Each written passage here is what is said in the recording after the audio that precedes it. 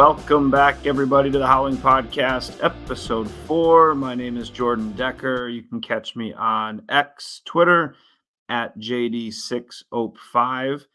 We are live on, I guess we're not live tonight, but episode 4 tonight.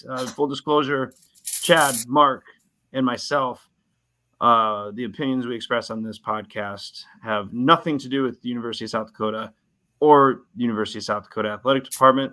We are just three crazy, wacky, cool guys sharing our opinions, trying to spread some Yote fandom across the podcast world. So, greetings, guys. How you doing?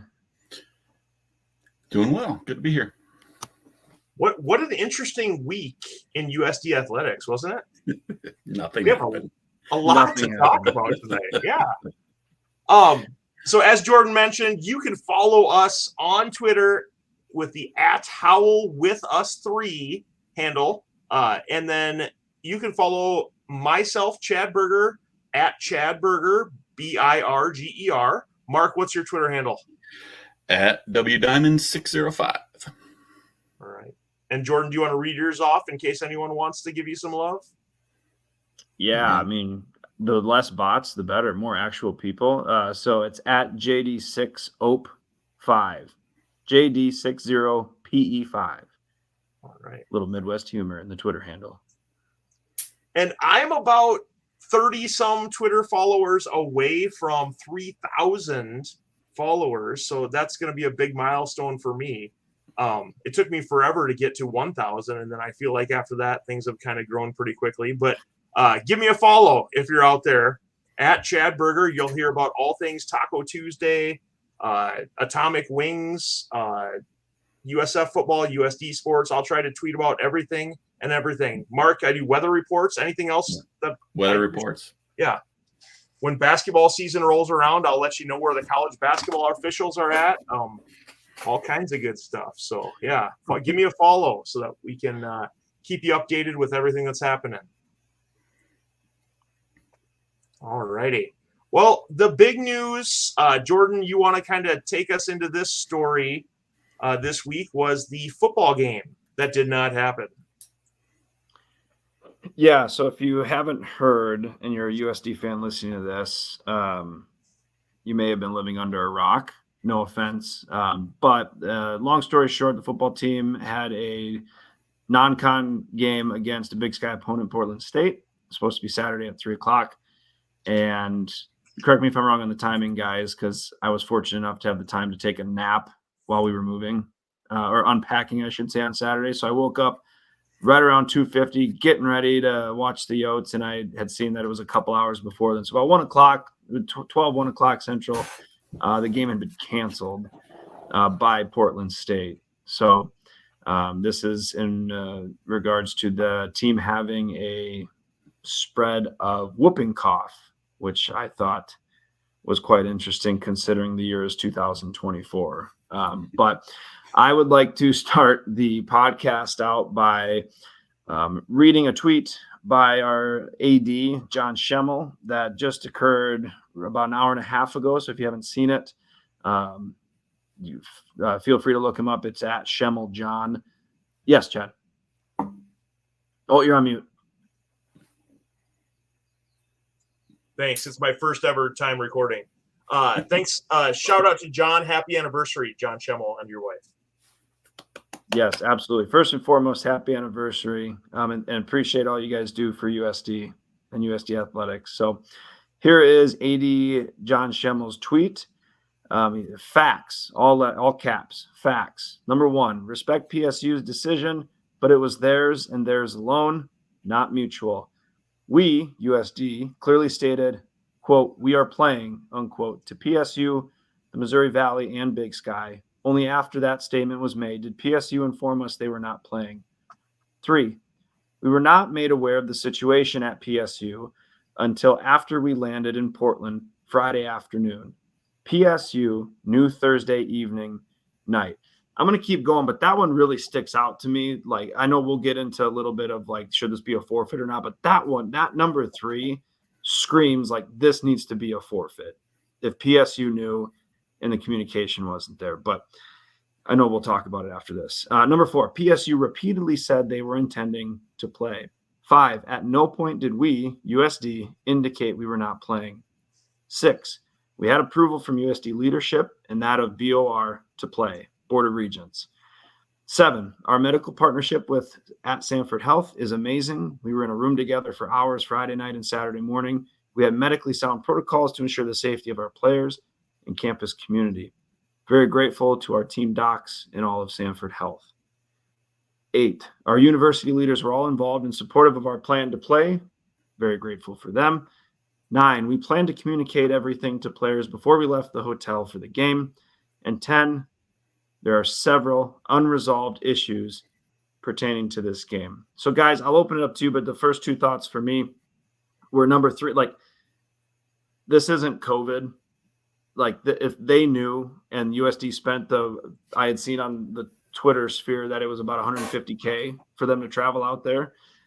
If they knew and they didn't tell USD until after they had landed, this screams like, I don't know what the rules are. The NCAA charges you $10 to download the rule book. Shocker there. But the other thing is, this is so nice to see an AD so outspoken on this and like putting this out there. Amen. So there's no one from the conference that listens to us, I don't think. Maybe they will, but I'm calling on the Missouri Valley, the Big Sky. You got to do the right thing. I'm going to be honest. I don't care what team this was from the Missouri Valley, that it didn't matter which team. The fact that they had to travel to Portland State and Portland State knew what was going on and they didn't tell USD until after they had landed. USD had landed and it was a few hours before the game. It's bogus. It's absolute bogus. I'm glad that USD is safe. I'm glad they're healthy. Everyone was making the right decisions, but it's bogus. It should count as a win, 1-0 win. USD's 2-1 on the year. I wholeheartedly agree. In fact, so my T-shirt tonight is a Oregon Trail for you old folks. Which the whole thing reminded me of. It's like we're in the 1890s, and suddenly we have whooping cough for a team who apparently knew well in advance. And we don't find out, our radio guy was set up, ready to go. And then we finally got the news that we weren't going to play. I don't see any way. I saw a tweet, I believe it was from Portland State, that there were some technicalities that prevent it from becoming a forfeit. But whatever those technicalities are, there's no way they're valid. And this needs to be a 1-0 win for USD. I mean, it's just ridiculous. It's unbelievable. I think the really unfortunate thing is that, a lot of the players here were deprived of an opportunity to play a game. And, that's the big thing. You play college football to win, obviously, to win championships, things like that, but you play it to compete at that level. And not being able to compete is really, really disappointing for everyone involved. And I think it was just a big mistake, a really bad, situation. And I don't think anything that any of us are going to say here tonight is going to change or affect the outcome. There's people a lot smarter than us out there that are, involved in making these decisions. But I'm just very disappointed for the players that, didn't, and coaches that were deprived of that opportunity on Saturday. And Chad, you know better than anyone, there's a finite amount of games you get to play as a college athlete. I mean, it's not unlimited, and one of those is gone. Yep. Just gone, wiped out. Exactly. Yep. On the second half of a back-to-back road trip, they go to Madison, play tough with the Big Ten, Wisconsin, and then they got a short week to prep to go all the way to Oregon, and they get out there and spend 6 figures to go out there, and then they're told, as probably they're in the hotel, we're not playing. Yeah. They canceled. Yeah. Not only should it be 1-0, I mean, they need to write a check for hotels and flights, and that's the only way this seems fair to me. So. I'm fine with it being a canceled game if they on Wednesday are like, hey, we got whooping cough going at the game, we can't play. It's like, okay, fine, cancel. It sucks. We can't add it to the win or loss or the win column, obviously, but like this is ridiculous. This is 2 hours before the game. John, John's at the field. Like, if anything, now this is going to be like, all right, anytime we go on the road, we're arriving at the stadium 3 hours, 4 hours ahead of time, just in case. Yeah. Because I think one of the rules is if they're at the stadium, like if USD would have been at the stadium, right? I have no idea. I didn't pay the $10 to download the rule book, but I think we've kind of hit the high points of this. I think everyone's aware of the situation. It'll be something that we're going to follow, obviously, on the show over the next couple episodes. But for right now, let's maybe move on to some of the things that did happen at USD. Are you guys okay with that? Yeah, I hope it doesn't become a distraction for the football team. I mean, Drake's coming up, and Drake has proven that they're formidable. So, quick as possible, start focusing on what's ahead and not what's behind. So, I agree. And we're talking about Drake University, not the rapper Drake. So I'm sure we'll see lots of those gifts on the internet this week. But make sure we're focusing in the right direction. Let's go ahead and go to our rundown here real quickly then. We've got a soccer recap and then a softball recap. So, Mark, do you want to kind of take us through those real quickly? Yeah, so on Thursday, as we talked about last week, soccer traveled to Northern Colorado to play the Bears. And I watched this game from opening kick till the final whistle. The Oats ended up in a 1-0 defeat. And to be blunt about it, we did not play well. 1-0 was the score. They hit 2 posts and a crossbar. It very easily could have got out of hand, and we were never really in that game. The first home win for Northern Colorado since September of 22. So it's been a while for a home game, and you could tell watching the game when the final whistle blew, the announcer was very aware of that fact. And so tough loss there. And then today at noon, they played Wyoming. Unfortunately, not much better news there. We ended up in a 4-0 defeat there. And then the softball update, at noon today, we played Midland, and unfortunately, we're not keeping score, keeping track of stats or anything like that. So I have no idea how that turned out. But we did play at home versus Midland. So I'm going to assume we won 52-0. That is unofficial with that 52-0 score. We don't have that official results. So just an assumption. Remember, these are just 3 guys talking on the internet. Not everything we do and say is going to be 100% factual, or you're going to agree with it. The soccer team, I think you mentioned this past week's results. It looks like on the schedule, there's not another game coming up until the 26th of September. That conference plays next, right? Yeah, but there's a little bit of a time lag in here, 11 days from today. So next week we won't have a lot of new highlights to talk about. We'll be kind of previewing for the St. Thomas game coming up that following week. Time to get right. Yep. Yeah. Chance to go to class. Yep. All right. So that covers those. The next thing we're going to talk about is there's been a little bit of a shakeup in conferences, in the conferences of college landscape.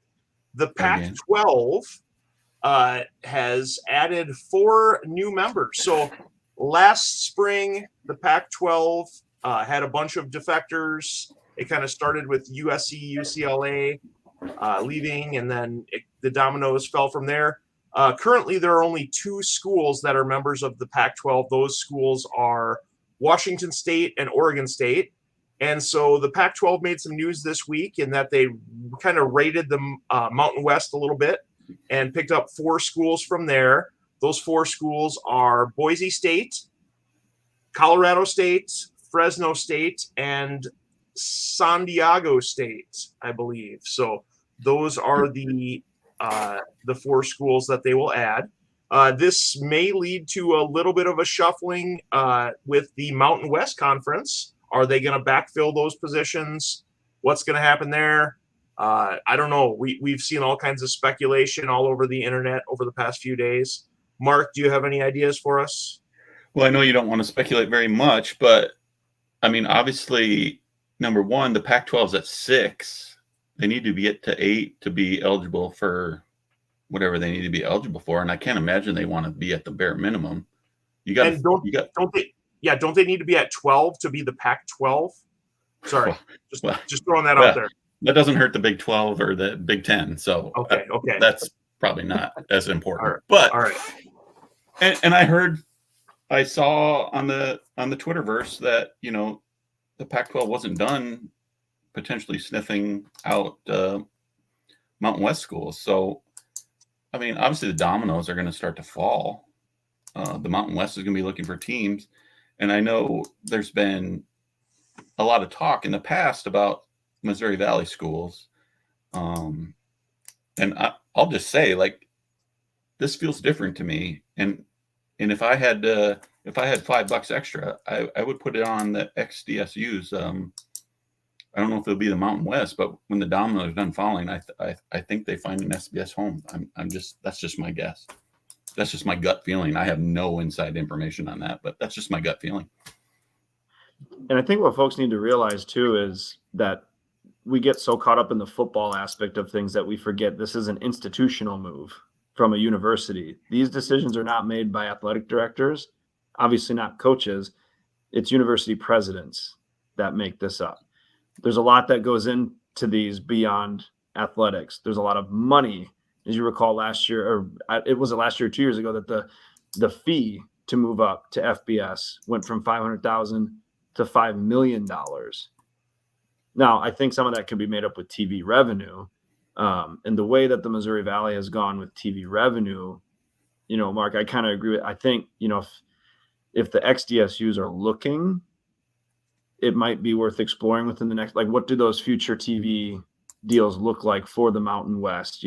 Does that revenue make up what could be made? Because it's not going to be made up if they're going to be playing on Tuesday or Thursday nights. They're not going to be getting that from ticket revenue. Like those places won't sell tickets if they're playing on a Thursday night compared to Saturday night. Right. So but it's made by the university presidents, not necessarily athletics.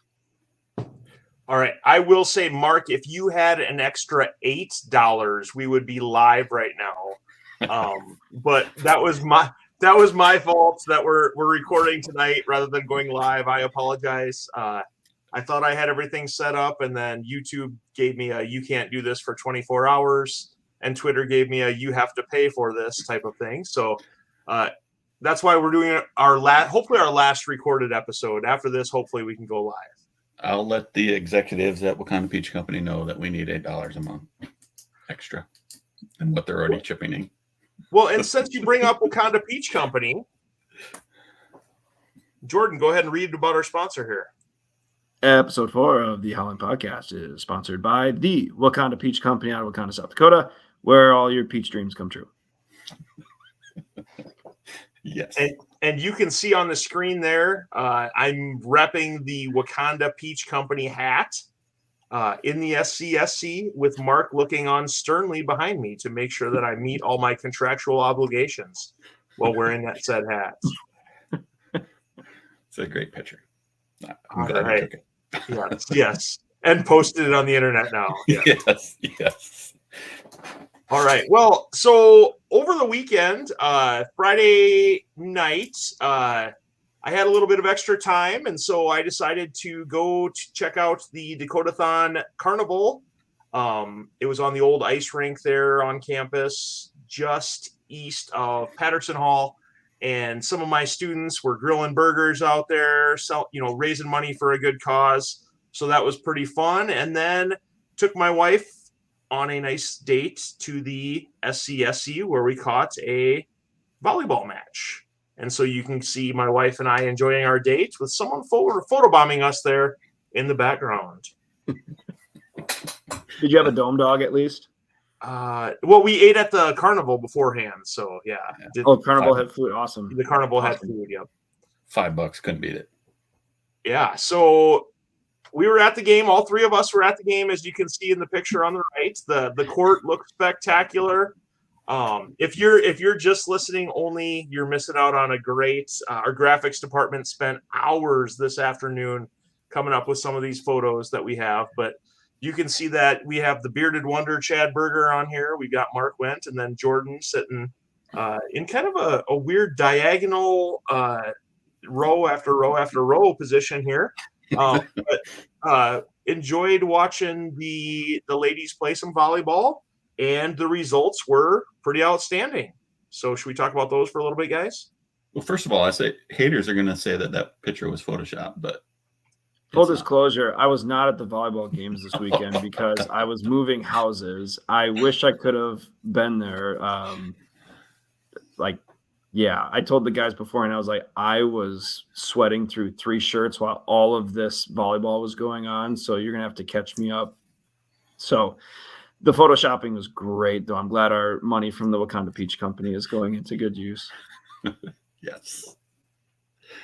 Well, speaking of the results, on Friday night, Montana State was the opponent for the University of South Dakota, and that one started off a little bit rough for the Yotes. Ended up going to extras. I don't know what do we call that in volleyball. I don't even know. Free volleyball. Yeah, free volleyball in the first one.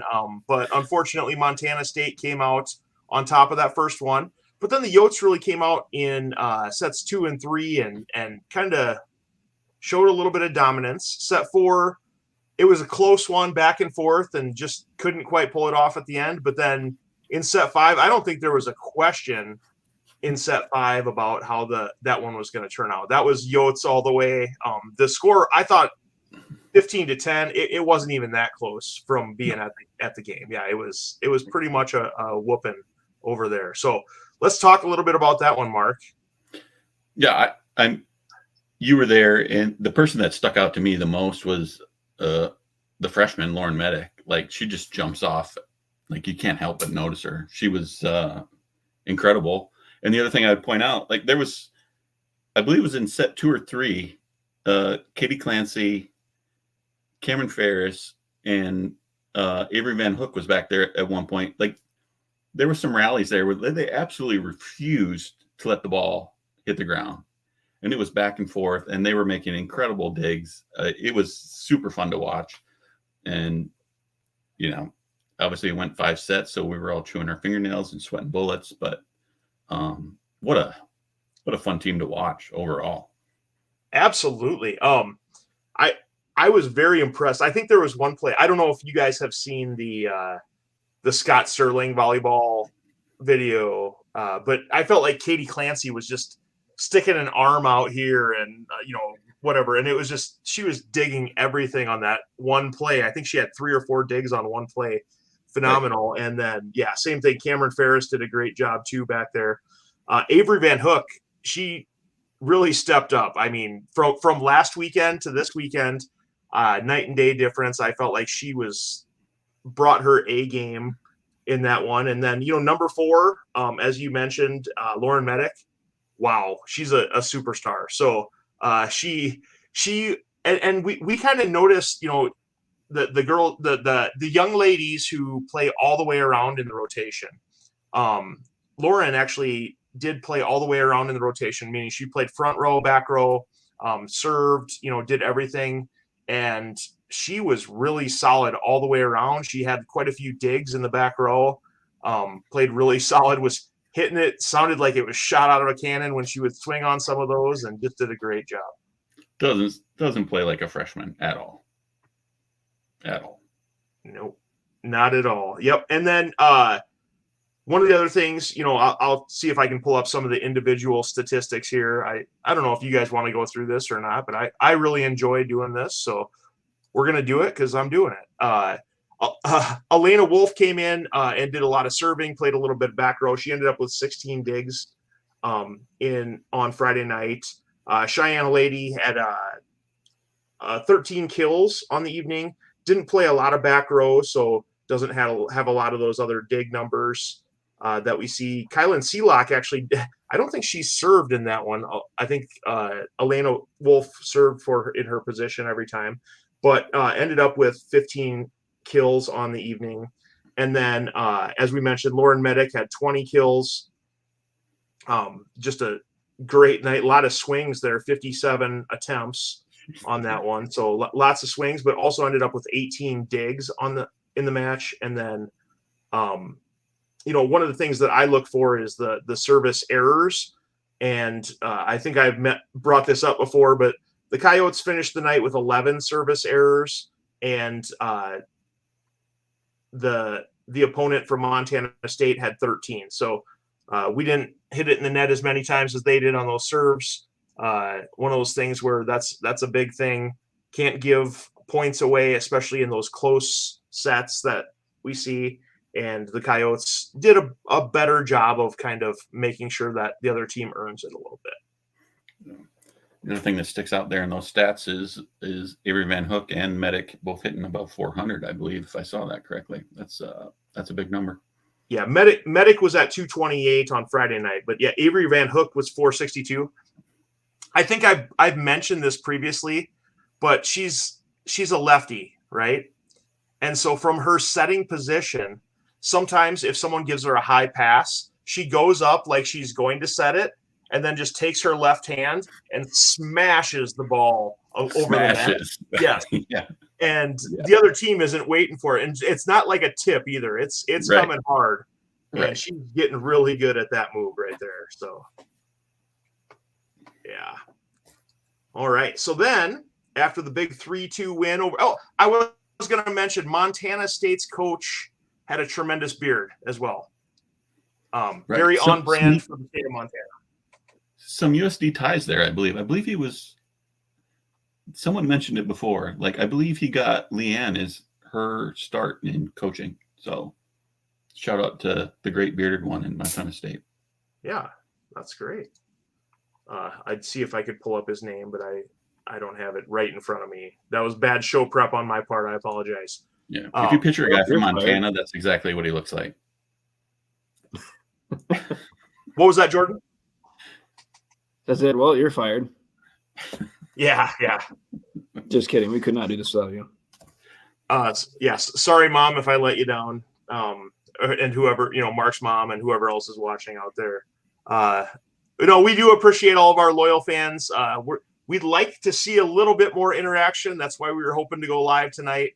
So if you do see us out and about, come take some photos with us. Post them on the social medias. Let us know that you're watching and that you're a loyal viewer.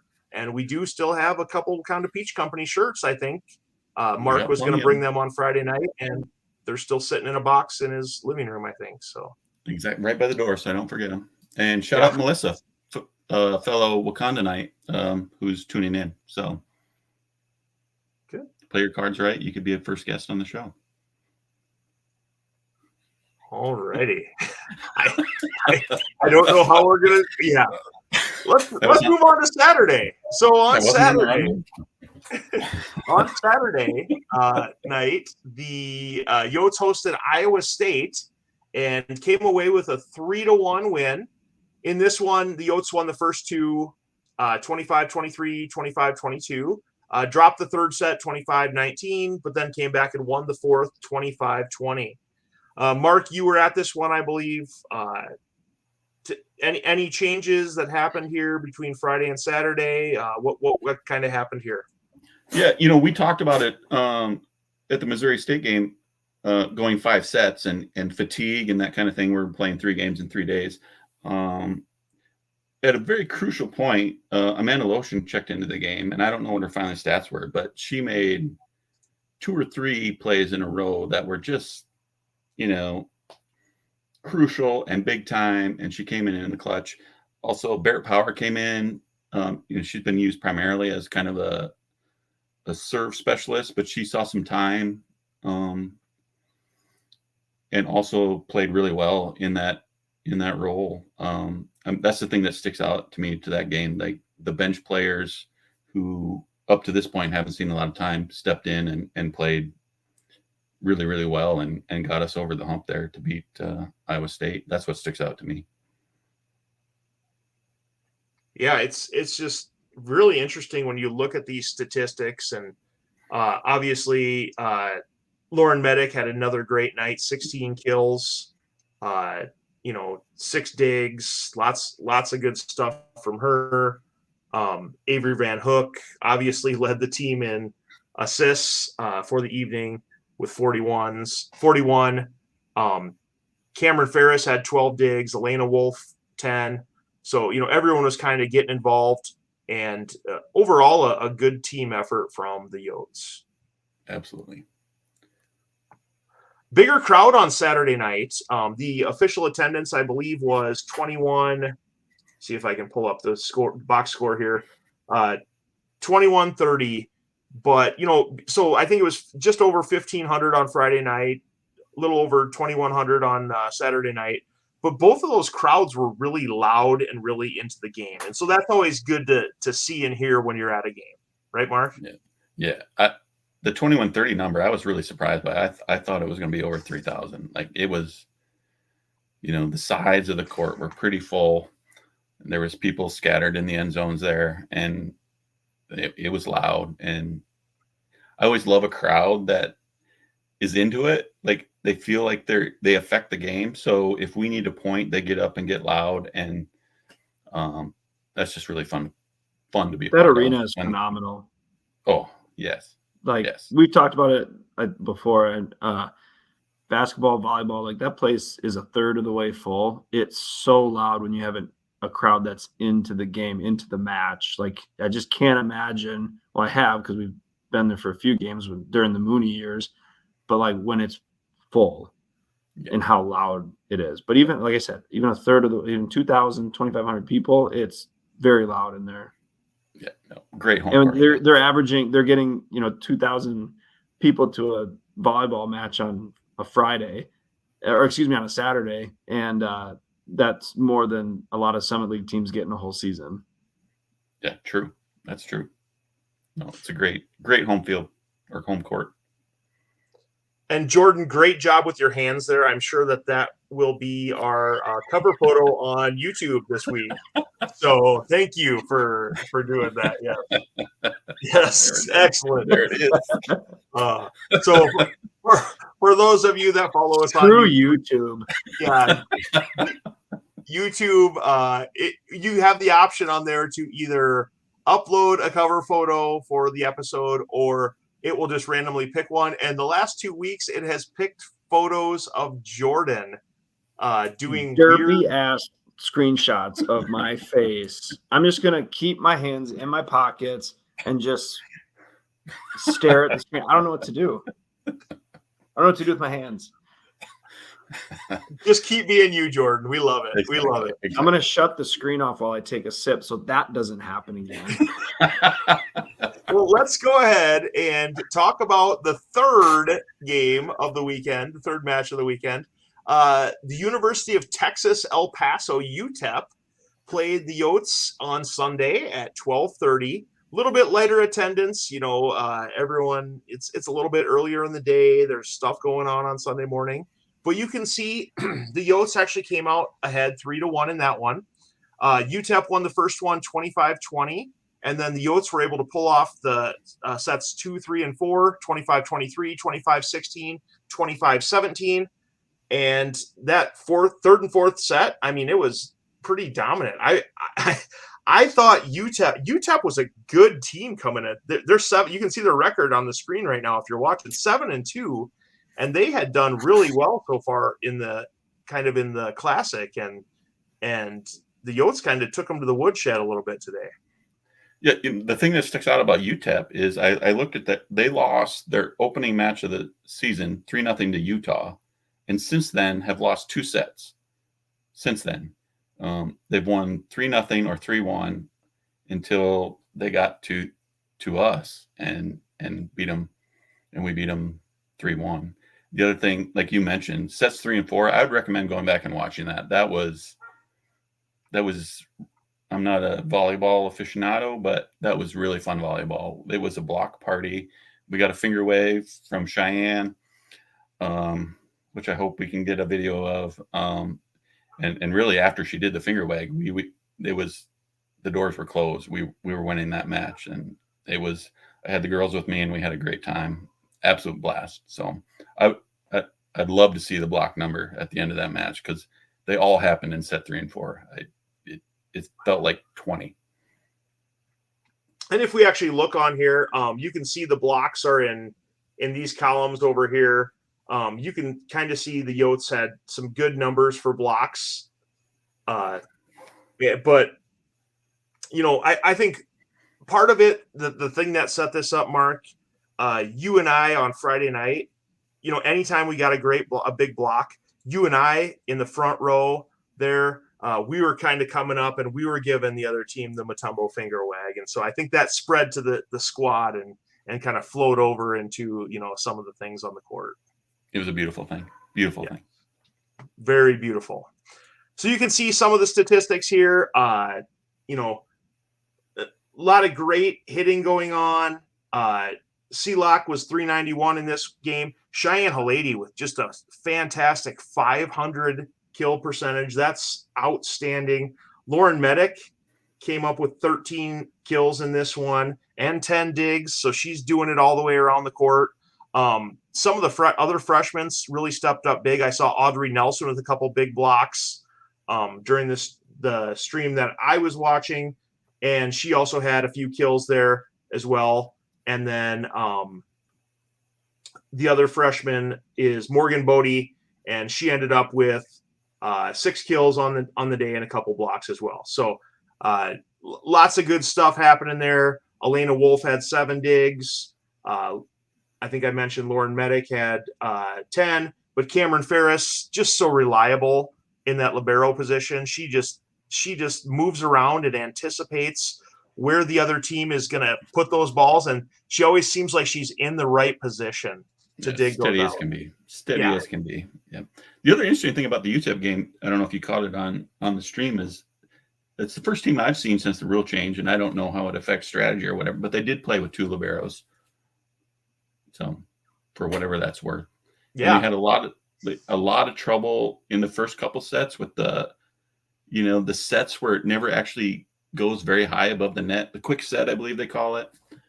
Their middle was making hay there in the middle, and then we made an adjustment and shut that down. And like I say, I would go back and watch sets 3 and 4. That was amazing volleyball. Yeah, it seems like the quick set's something that's getting us. We'll have to get that figured out as conference season rolls around. We're going to see some really good volleyball here once conference season comes into play. So, teams are going to have us scouted out, and that's probably one of the things they're going to notice and try to take advantage of. I believe we open with St. Thomas, who just swept Iowa 3-0. So no cheapos walking into conference play here, which I believe is next, right? We're done with non-con. So our next one, we actually have the Quick Star Classic. Oh, yeah. So down in Coralville, Iowa, I believe, September 19th, 20th, and 21st. So we're going to play Iowa, Drake, and St. Louis in those ones. And then wrap around on September 26th and open up with conference play. Yeah, I was thinking home games. That's so if we beat Drake in Iowa, do we own the state of Iowa for volleyball then? Pretty much. Well, I think we played northern Iowa in a scrimmage, and I didn't, even though official results weren't kept. I'm not going to get into it. We'll play them that again. One wasn't good. Yeah. We want a rematch. But hey, as you guys mentioned, if you have not been to a volleyball match in recent memory, get out and go to those things. Those are so fun. Check out the new court. Watch these girls are I shouldn't say girls. These ladies are phenomenal athletes, and they really do things that we couldn't do. Okay, Mark actually mentioned that several times. He's like, I couldn't do that. They're just such good athletes, and they can just do phenomenal things, see phenomenally on the court, and they're really fun to watch. So yeah, you don't have to understand the rules. It's still a blast. Absolute blast. If you want to learn the rules, sit by me and I'll try to explain them to you. The way I was told is as long as we hit the ball and it hits the floor inbounds on the other side, you yell, you celebrate. That's all that matters. And how many square feet are over there, Jordan? I don't know. What was it? 900? Yeah, about 900. Yeah, yep. Roughly. It's just under 900. If you're a technical person, I think it's like 872. But yeah, it's pretty close. So, yeah, good times. All right. So that kind of wraps up our volleyball coverage. Next, what we're going to do is we are going to go in and give our eye chart of the week. So to do this, we have a nice intro video. So we're going to bring that up and listen and appreciate this.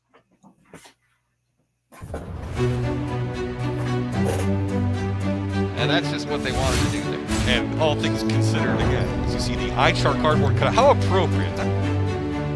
Through the review, the eye chart made its way to the video board. It really injected Let's go, Mark. some energy.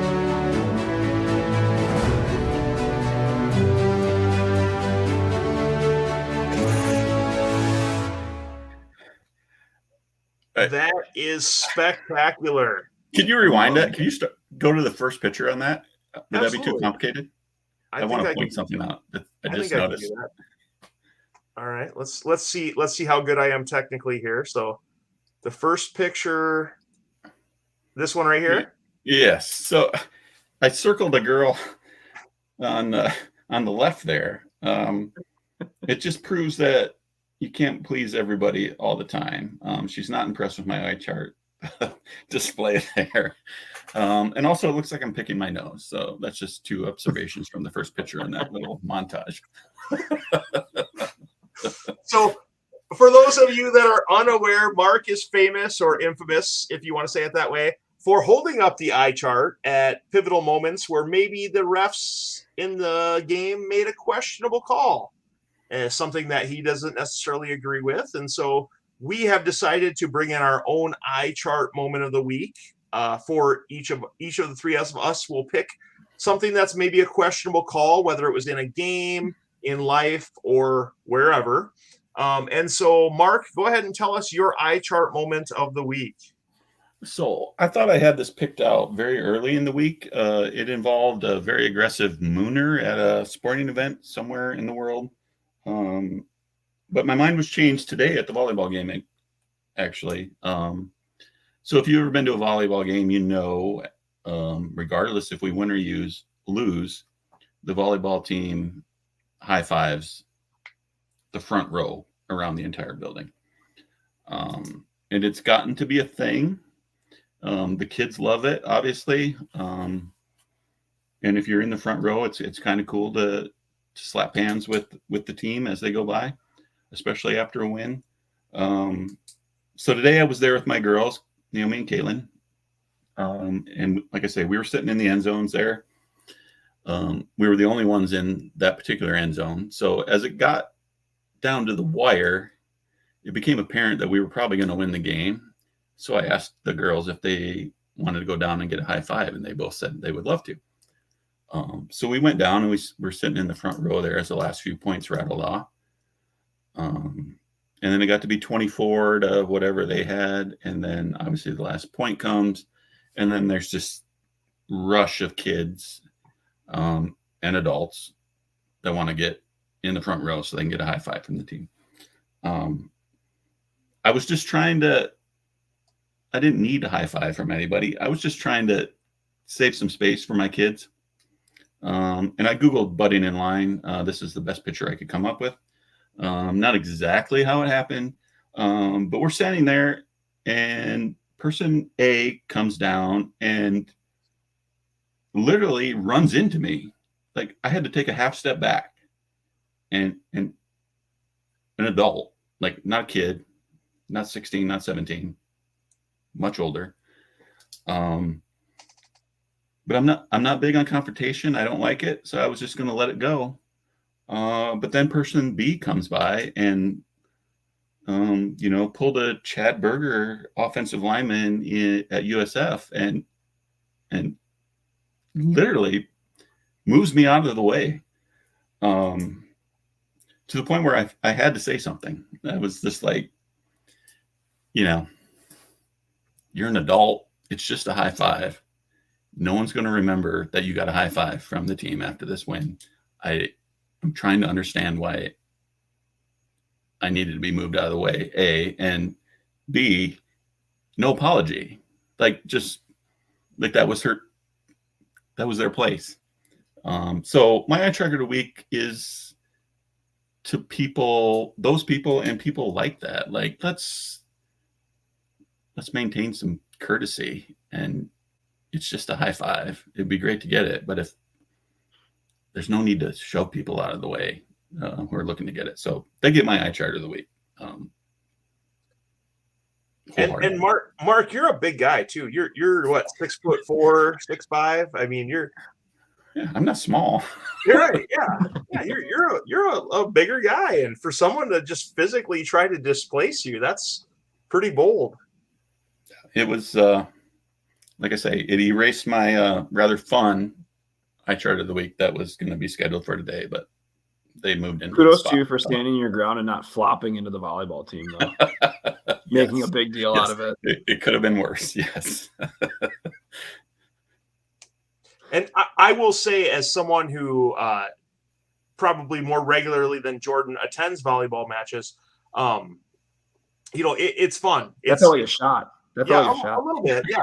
Well, it's fun to do that at the end of the match. When they do the little lap and just go out there and stick your hand out and it's fun. It makes it a cool atmosphere, and it makes it seem like you're a part of the action. And so I really enjoy that. So to have that taken away from you, Mark, I feel bad.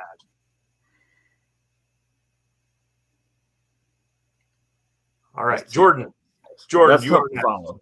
That's tough to follow because you got me like going on that one too, because I've been there on the receiving end of that as well. Not to beat a dead horse, but my eye chart of the week goes to Portland State Athletic Department for a severe lack of communication and awareness of an entire situation. I'm glad and hope that all the student athletes and those affected by a disease that I didn't think adults could get, at least not since like 1890, that they're healthy. But Portland State Athletics. I've said my piece at the beginning of the episode, but my eye chart of the week goes to Portland State Athletics. I don't think we'll be playing Portland State for a while. That's just my guess. No. In anything. Even maybe their basketball team will come and their head coach will start a fight with the crowd or something. I hope so, and I hope Mr. Duffy plays "Whoop There It Is," like when they come on the court or something. Oh, well, I'm going to go ahead and give my eye chart of the week for this week. Many of you know I've covered another school's football team for several years. I'm the sideline reporter for the radio broadcast of the University of Sioux Falls team. And several years ago, we had a guy on our team named Dennis Gardeck, who played at the University of Sioux Falls. He currently plays for the Arizona Cardinals in the National Football League. And Mr. Gardeck had a big day today, 3 sacks on the day for the Cardinals. And following one of his sacks, Scott Hansen of the NFL Red Zone channel showed a highlight of that and said, "Shout out to Sioux Falls, Iowa." Scott Hansen, you get the eye chart of the week for not knowing which state Sioux Falls is located in. Scott Hansen, NFL Red Zone. Google's your friend. Pro Football Talk had the guy that listed Miles Harden was from SDSU. Oh, no. Like, how hard is it to just Google? Good grief. Pro Football Talk retweet, that he was on IR now for the Browns, and it says like what the injury is, and then the next sentence, Harden, who played at South Dakota State University, had 11 tackles in the or something like that. I'm like, but Chad, to your point, Google just. Yeah. Scott Hansen is a pro too. That shocks me. He is. Yeah. We'll tag him. You get to vote on this on twitter.com. Yes. Vote.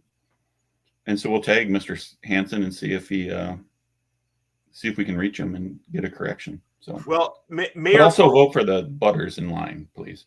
Okay, yeah. Vote for whichever one you think is more egregious. Or Portland State. Sioux Falls Mayor Paul Tenhaken actually has reached out about the issue, and no response Oh, really? yet from Mr. Hansen. So yeah, so we'll see if we can maybe get involved and figure something out. Us lowly Sioux Fallsionians. What the hell are we called? Sioux Fallsians? Sioux Fallsians? Well, we're not I'm gonna hurt Iowans. myself. I know that. Yeah. I don't want to hurt myself trying to think of what we're actually called, but whatever. South Dakotans. Us lowly South Dakotans. All right. Well, I think we're at the end of our episode. Do you guys have any final parting comments here before we take off for the evening? Get to the Dome the next 2 Saturdays. I don't know if the forecast has changed for this Saturday. It didn't look too promising when I saw a couple days ago as far as storms, but if that's out of the question, like, let's get to tailgate, support. It's going to be a good game against Drake. And as it sits right now, Southern Illinois is going to be a top 10 matchup in 2 weeks. So we need to pack that dome and get ready. I would just say that rain is a good thing. Like I never had so many people in the tailgate. If you have a canopy, then it's a party. So I hope it rains, to be honest. I just know people will make excuses. Like those people that butted in line, Mark, are probably the ones that make excuses. You're right. We're not leaving the 100% refiners. Right. You're right. 100%. Yeah, unless we're getting like 17 inches of snow. I mean, what's the excuse for not getting to the game? I saw this. I just saw it was severe thunderstorms, like not just rain, but like lightning and whatnot. So we'll see. We'll be there. Speaking of that, if there is any weather at the tailgate party this Saturday, if you've ever seen a Chad Berger weather video, just go ahead and replicate one of those, post it on Twitter, tag the 3 of us in it, tag our account for the show, which is at Howl with Us 3, and we can go ahead and repost some of those weather reports if you have any. But I mean, the game's going to be inside, guys. There's no reason not to go. No, I know. Yeah, I don't know if I'm right. going to bring the boys with me though if it's raining again. That didn't go well last time. Did not use the umbrella as its intended purpose instead of splashing in the water. But whatever. It was fun. All right. Well, for Mark Wendt, for Jordan Decker, I'm Chad Berger. Until next time, go Yotes. Go Yotes. Go Yotes.